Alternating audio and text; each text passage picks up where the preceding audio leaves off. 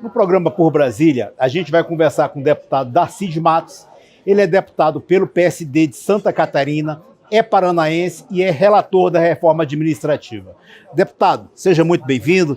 Queria que o senhor falasse um pouco sobre a reforma administrativa. Que tensão foi essa que está acontecendo? Houve no início da entrega do segundo relatório. Como que é isso? Rossi, um abraço a você, a todos os telespectadores. Um prazer estar aqui para falar de um assunto, de uma reforma tão importante para o Brasil. Tão importante quanto foi a reforma da Previdência e quanto é a reforma tributária. São reformas fundamentais para recuperarmos a nossa economia. O relatório será lido na segunda-feira, às 9 horas, e certamente a oposição vai pedir vistas. Sim. E vamos votar na quinta-feira que vem. Essa reforma ela é fundamental, por quê? Porque ela promove uma economia de 300 bilhões de reais em 10 anos. Dinheiro para investir na escola, no hospital. 30 bilhões ao ano. E no pagamento da folha dos servidores atuais.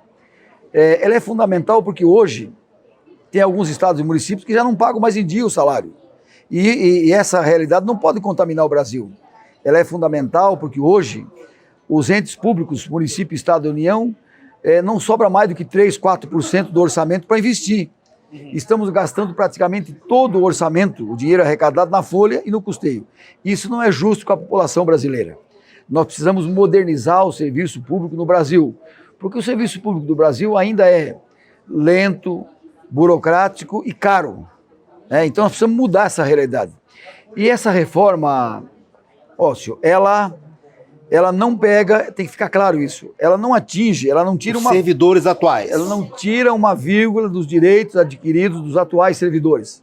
Zero, não mexe nisso. Ah, mas a oposição, a esquerda está dizendo que mexe. Isso é a narrativa de quem não quer fazer reforma, né? Então isso não é verdade, isso não procede. Muito bem, e para o ano que vem, após a aprovação da reforma, o Poder Público Municipal, Estadual e Federal, que todos estão inclusos na reforma, eles somente vão fazer concurso com estabilidade para carreiras típicas de Estado. Certo, entendi. O que é carreira típica de Estado? É o servidor que tem poder de polícia. Ponto. E os demais servidores? Os demais servidores, a partir do ano que vem, também serão concursados. Ao contrário do que diz a oposição, de que serão indicados politicamente. Isso não existe. É porque eles questionam bastante a questão sobre a flexibilização na contratação de pessoal. Não vai ter flexibilização. Serão todos concursados, só que não vai ter estabilidade. Essa é a diferença. Não vai ter estabilidade, vão trabalhar 44 horas ao invés de 40 horas, como vocês trabalham aqui 44 horas. Sim.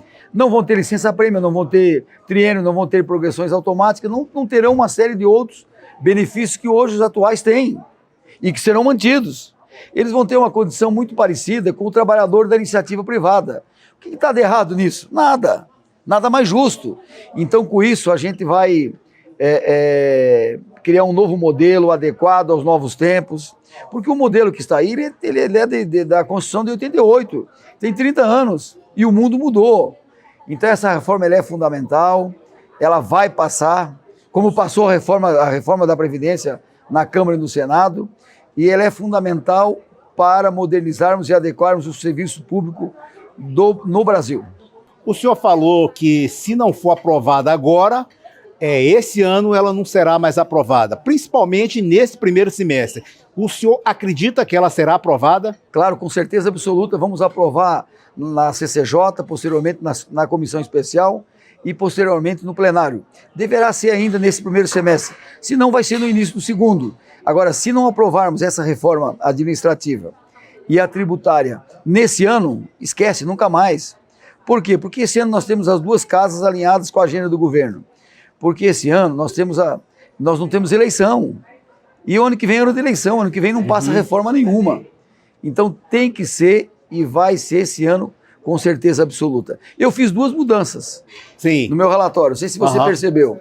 Quais são as duas mudanças? Eu mexi no artigo 37, tirando aquela frase, aquela palavra que proibia qualquer atividade remunerada para carreiras de Estado.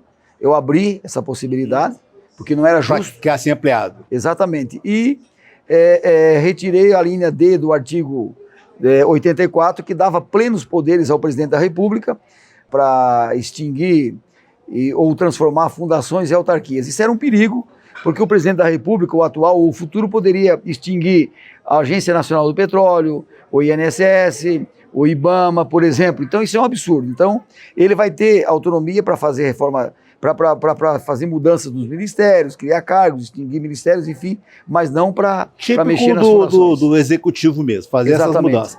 E por que, deputado, os sindicatos questionam tanto essa reforma administrativa? Porque essa reforma ela enfraquece os sindicatos. O sindicato quer concursar para ter arrecadação, porque os sindicatos, a grande maioria, são esquerda, eles são da oposição, e eu respeito a oposição, mas eu divirjo. Quem ganhou a eleição foi um governo liberal. O presidente Bolsonaro é liberal.